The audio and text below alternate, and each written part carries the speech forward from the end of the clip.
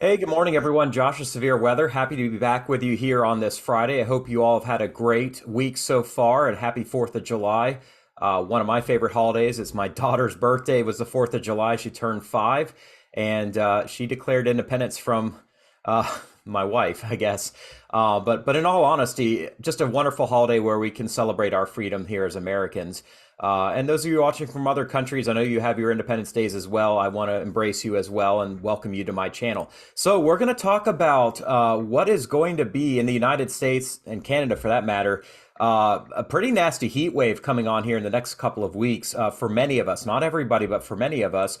Let me share my screen with you here and show you kind of the areas that are predicted to have above average temperatures here coming in the next few weeks. Really the second half of July, we're looking at some really nasty heat. We've already seen a hot June for many in this portion of the country. Well, that heat is going to expand northward and eastward.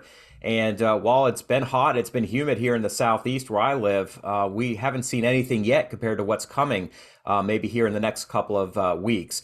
In the northeast, you are going to see episodes of this heat, but not widespread prolonged heat. Same goes for the upper Great Lakes and the West Coast. But we do get that hot weather. We're not going to be just, seeing the summer without the year without summer, as I've seen some people say it. Yeah, it's been cooler than average, but it is still getting pretty humid out there.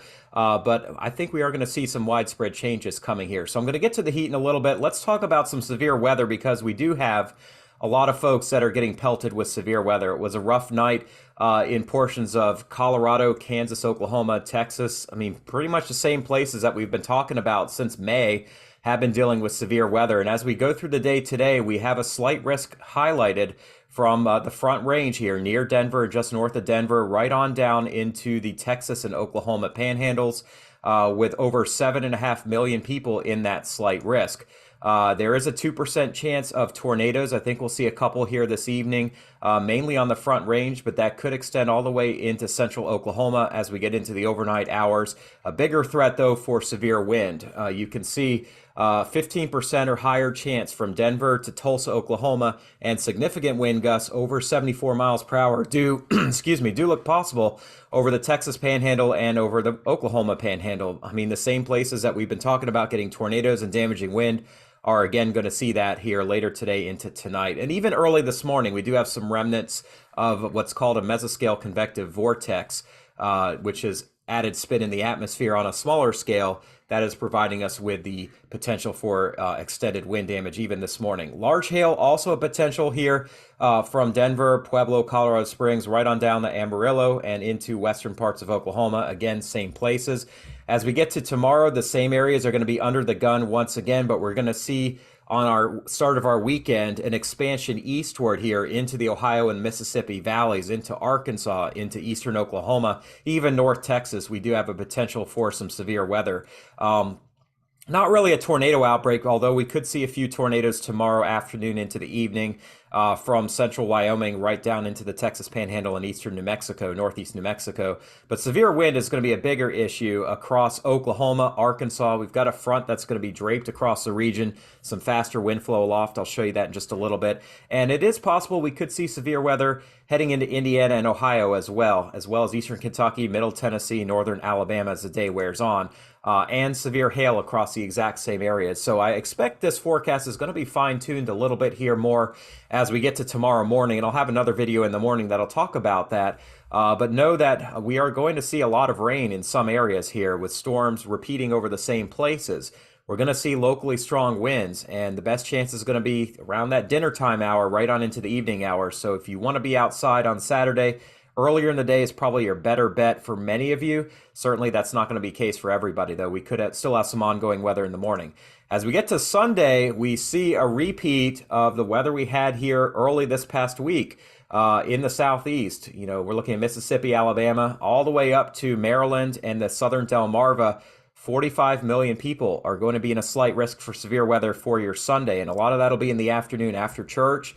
And as you're starting to wrap up your weekend and get ready for next week, many of you have a full week of work back, and many of you are taking trips and taking vacations to the beach. Well, you need to be prepared for this potential severe weather on Sunday. We could see some rough storms as well with our next boundary moving into the upper Midwest, into the high plains here later in the day into the evening. Here is where we see that slight risk. It extends to just east of Little Rock, just north of Jackson, right on through northern and central parts of Alabama, much of Georgia. The entire Carolinas are in that slight risk. Everybody in South Carolina, everybody in North Carolina, everybody, pretty much everybody, I should say, in Virginia. And that continues right on up into D.C., Baltimore, Central Maryland, the eastern shore of both Virginia and Maryland. And this is just 3 days out. We could still see some changes. And I do think farther north across Pennsylvania, New Jersey, maybe even New York State, we may see a little bit of severe weather. And I would not be shocked if we had a severe thunderstorm watch in the afternoon and evening in the Delaware Valley over the eastern parts of Pennsylvania. It's been kind of rough here. We had a bit of a lull in the weather here today, but it's going to turn rough again as we get into the week on Sunday. Another big trough moving our direction. Here's the GFS model from Pivotal Weather, and you can see one such boundary draped across the east. Here's our next system moving into the plains here this weekend, and that is going to expand eastward into the Ohio and Tennessee valleys. That front very well defined here across the southern and central parts of the country. Cooler high pressure building in, so dry across the upper Midwest. As we get through Saturday, it'll be on the cool side compared to what you're used to this time of the year, but not super chilly. As we get on into Sunday, though, notice how busy it looks like things are going to be here across the Delaware and Hudson valleys, right on through the Carolinas and all the way down into the Gulf South here, and that includes Florida as well. So Florida is going to be pretty hot here, which is nothing new. It's been a hot week all about here across the peninsula. As this front approaches, it's not really going to cut down the heat. It'll just jack up the humidity a little bit more here early next week. But as we get into next week, we continue to see this trough in the east, maybe a surface low off the east coast, but that'll bring in some drier weather for a few days, and it will start heating up. You can see these dashed red lines are starting to make a retreat to the north and east. This is the heat that I'm talking about, and it's going to expand to the east coast here by the end of next week, around the 14th and 15th. The details on that are still to be fine-tuned, but know that it is not going to stay cool very long, and we're also going to see kind of a break in the overall stormy pattern here across many of these areas as we get into the middle and second part of next week. We're not completely void of storms this time next week, but we are seeing a pattern shift where the ridge of high pressure is going to expand northward, and that's going to shift our stormier weather up into the Midwest and the Great Lakes and maybe into Nebraska and parts of the mid-Missouri Valley as well. Here's a look at the NAM model showing you why we've got severe weather. You can see very fast wind flow aloft up at 500 millibars. That's about and between 15, 30,000 feet aloft. Fast wind flow moving through the plains here, a trough that's digging through South Dakota here. You can see fast winds over Nebraska here this afternoon. That is all going to expand eastward and bring unsettled weather into the Ohio Valley here over the weekend with more impulses behind it over the same exact places here. We see this pattern continuing through Saturday, and then Sunday we see falling heights here across the eastern United States. We see faster wind flow, and that will likely lead to some stronger storms in the afternoon on Sunday, with another wave right behind it moving across eastern Oklahoma into Arkansas and Mississippi. So while the East Coast is likely going to have some rough weather on Sunday, we will also see some rough weather over parts of the deep south and into the southern plains here. This will eventually move eastward on Monday, and we will see this trough over the east. We have a massive upper level low over central Canada, bringing fast flow. That's mainly going to bring colder air down. I say colder, I mean, it's not going to be as hot. But then we see this ridge over the southwest. And as this trough lifts out to the east here later next week, this ridge is going to take back over and expand northward and eastward, leading to what's going to be some pretty brutal heat here over the next couple of days. So I'm going to talk about storms first. Here's our complex moving through Oklahoma. We have heavy rain over Nebraska as well. Rough weather that I think will gradually quiet itself down here overnight, or I should say over the afternoon hours. But then overnight, we see more storms moving into the same area. This is around midnight Central Time. North and west of Oklahoma City, rough weather. Eastern Colorado gets it once again, and we could see a little bit of rough weather this afternoon and evening over parts of Nebraska and northern Kansas. This is all going to shift east, and we'll still have nocturnal storms overnight over southeastern Oklahoma and maybe in the central parts of Arkansas, but they should weaken as we get some more heating and that next impulse moving through. We've got more storms firing up again in the afternoon hours over Oklahoma and Arkansas, and then in the evening hours over Colorado and the high plains of Texas, Kansas, and Oklahoma here late tomorrow. and that will spread a complex of storms right through Oklahoma here tomorrow night with severe weather possible, and then continuing into southern Arkansas, northeast Texas here by Sunday morning. And I'll zoom back into that region to show you all that as well, since we do have some overlap here from pivotal weather. So severe weather again on the high plains. This is 5 o'clock central, 6 o'clock, 7 o'clock, and it moves eastward very quickly as that fast wind flow takes it through. Same story tomorrow, New Mexico. We see storms moving across the Ark-La-Miss region here tomorrow evening. So Jackson could get hit later in the evening. And then as we get on into Sunday, we will see this complex of storms dying, but it may hit some hotter, more humid air closer to the Gulf Coast. And we'll see more widespread weather across Louisiana, East Texas, Mississippi, and Alabama. And that should move out of Oklahoma finally with some slightly cooler weather. Here's the southeast. Here are some scattered showers and storms here this afternoon. Georgia, Florida, Alabama could see some downbursts once again. We saw that yesterday in Alabama.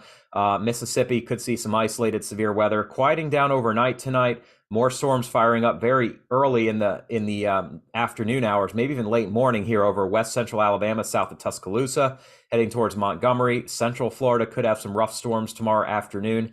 And you can see getting into the low country of South Carolina, we could have some localized severe weather, including Myrtle Beach, Florence, Georgetown, Charleston, down to Hilton Head and Beaufort County here and over to Savannah.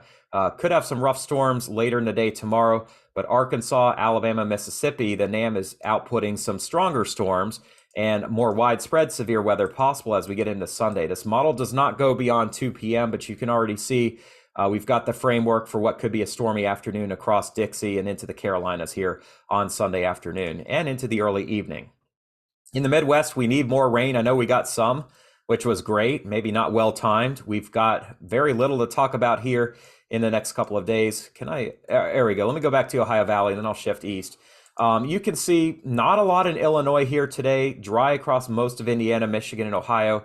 We will have some storms moving across the Mississippi from Iowa into Illinois here tomorrow morning, right around daybreak. So Chicago could see some rain to start the day tomorrow. Then we dry out, then more storms fire off to your south and east over northern Alabama, central Illinois, even downstate Illinois.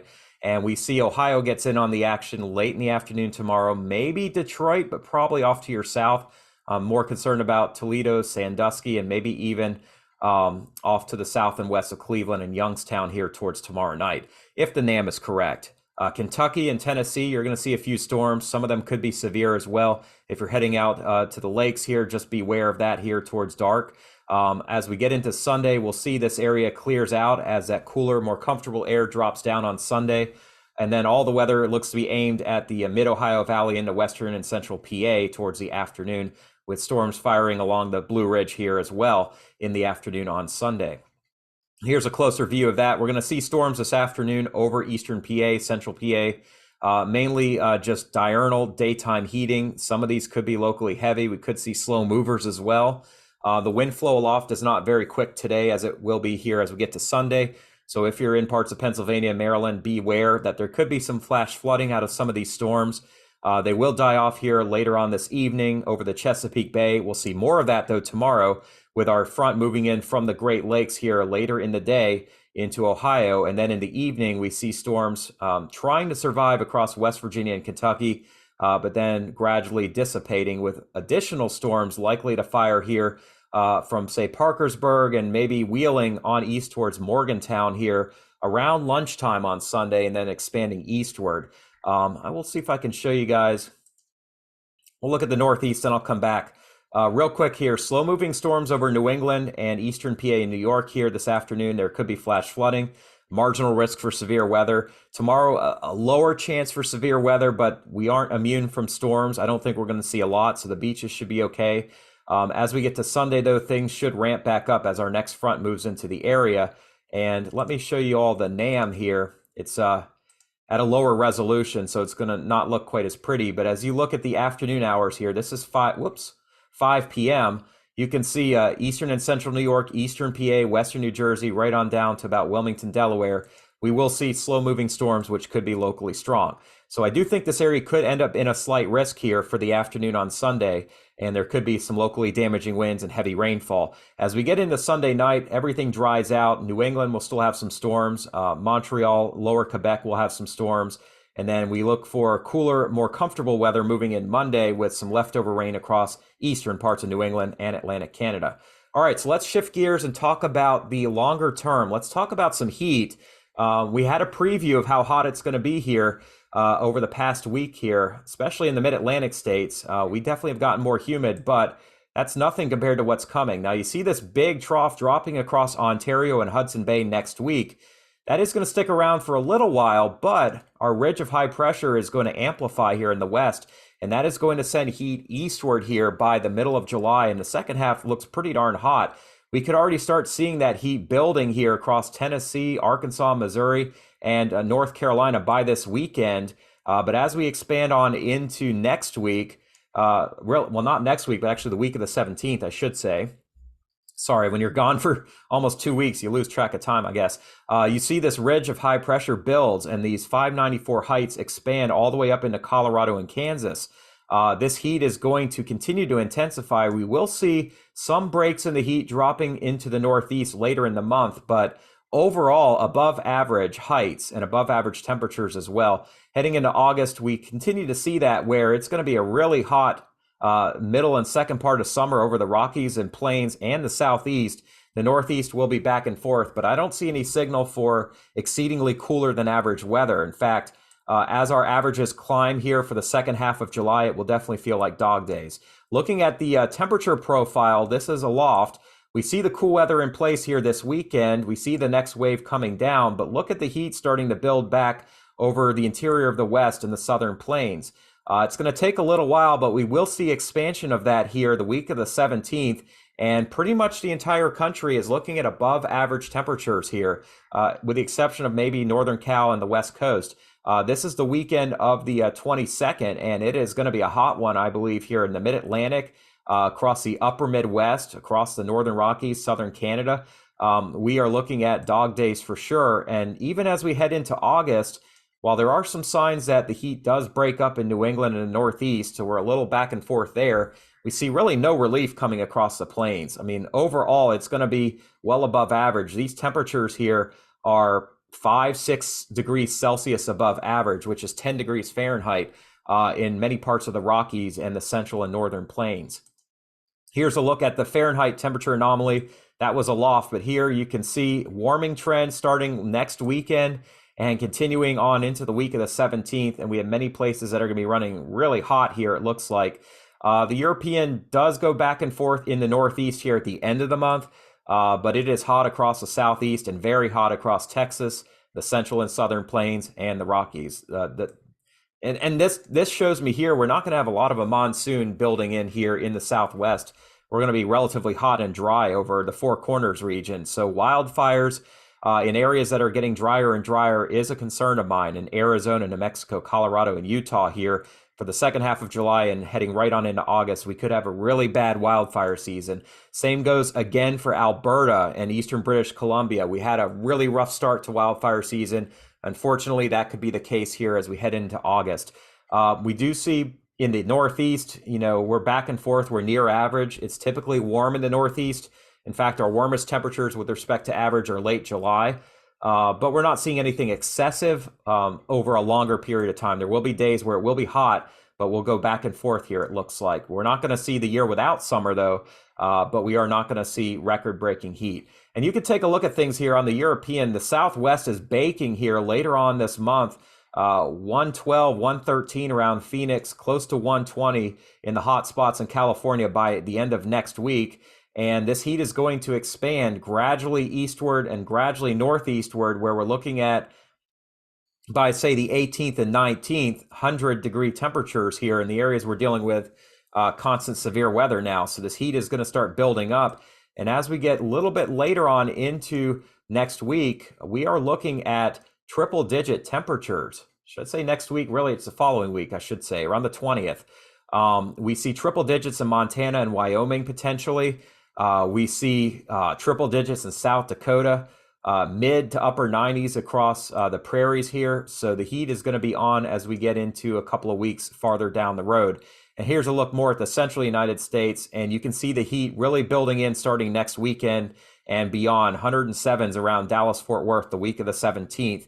Triple digits over parts of Arkansas, mid and upper 90s again over Louisiana and Mississippi. We've already gotten that hot, but we are continuing and we're expanding on that heat. We're seeing the humidity build up. We're seeing everything expanding north and east. And by the end of next week, we are talking potentially triple digit heat across parts of Iowa and southern Minnesota by the 21st and 22nd, according to the European ensembles. This is an average and this is a control.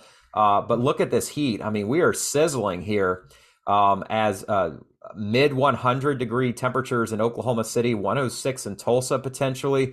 I've seen some really high numbers. I'm not going to share them with you all the way into the southeast on some of the GFS members here. I mean, I saw 105 in Charlotte next week, and I don't think it's going to get that hot, but we are definitely heating up here in the southeast. Take a look here at the 13th, and we're up into the mid and upper 90s here in Virginia, in the DC area, north and west of Raleigh. So it's actually going to be a little bit hotter than it was here a few days ago.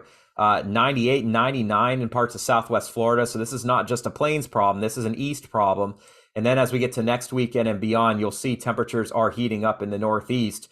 We're back to where we were in April in Connecticut, mid 90s here. But, the week of the 17th is going to be pretty darn hot. I mean, 102, 103, maybe around 100 in Fayetteville, North Carolina, hundreds across parts of Florida. So the Southeast is getting really hot here a week after next as well.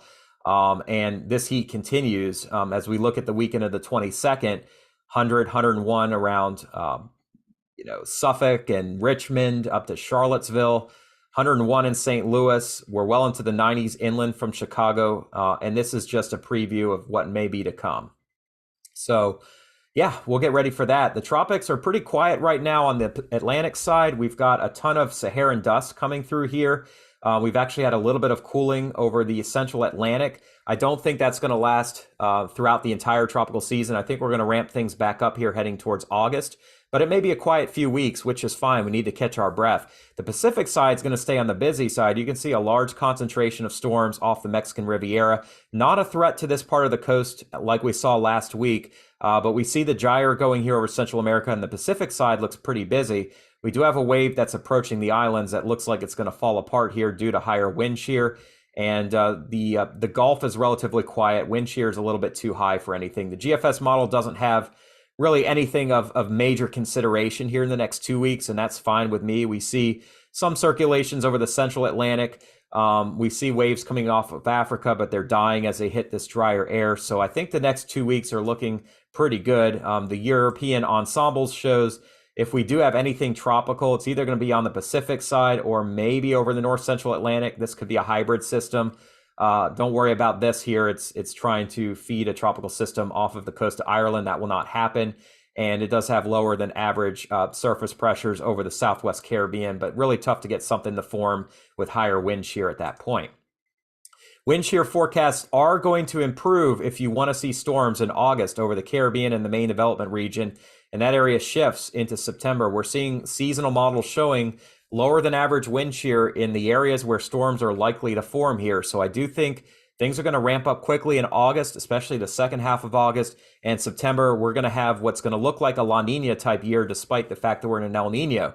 As we get into October, it remains very potentially active over the central parts of the Atlantic, while wind shear is stronger than average over the Gulf of Mexico. But just because it's above average for an entire month doesn't mean we don't have a window where something does get going in there. So do keep that in mind.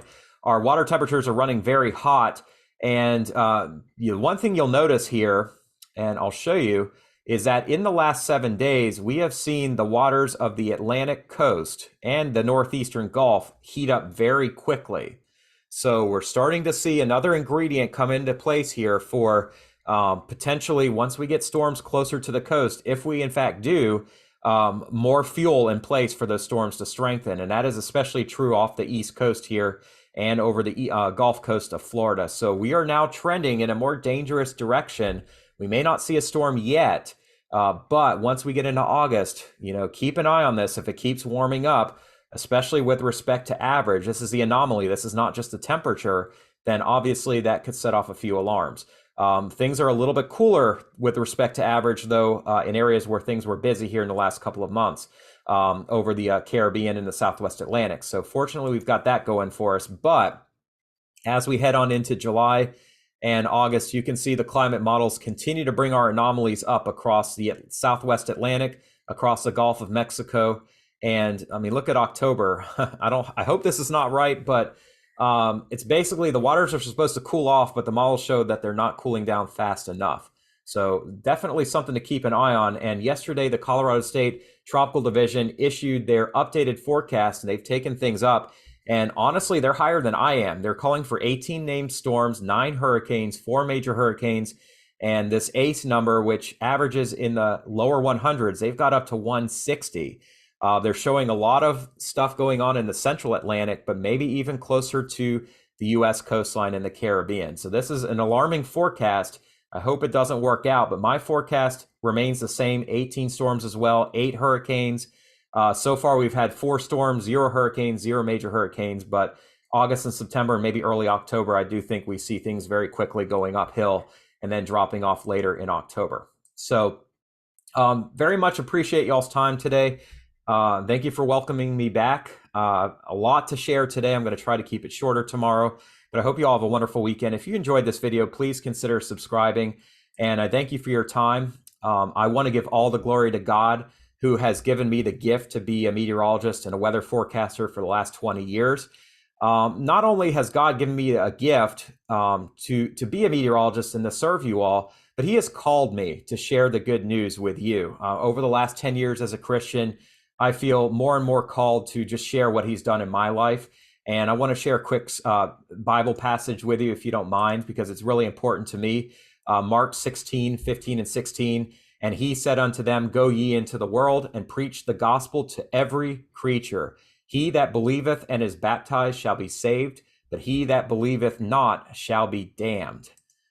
That's a strong word. There's no interpretation there other than choosing to follow God and believing that he has sent Jesus to die on the cross for us so that we can live eternally. We have that option to either accept that or to be damned. And I've been, in my family, we've been struggling with this more recently with health challenges and looking at the end life. We've had some talks about it recently, and I think in the end, we all want to know that we have a certain future. We want to know that there is a gift for us coming. And the great part about it is it's not really something that we need to necessarily earn. It's not that we need to live a good moral life. It's just that we need to make one choice, and that one choice is to accept Jesus Christ as our Savior, who's going to save us and give us eternal life. And then from then on, it's just living out that life of showing that gift to other people. I see it in Romans 10:9 that if thou shalt confess with thy mouth the Lord Jesus, and shalt believe in thine heart that God hath raised him from the dead, thou shalt be saved. For with the heart man believeth unto righteousness, and with the mouth confession is made unto salvation. Confessing that the Lord, your God, has brought Jesus to be saved and that Jesus is your God will give you salvation.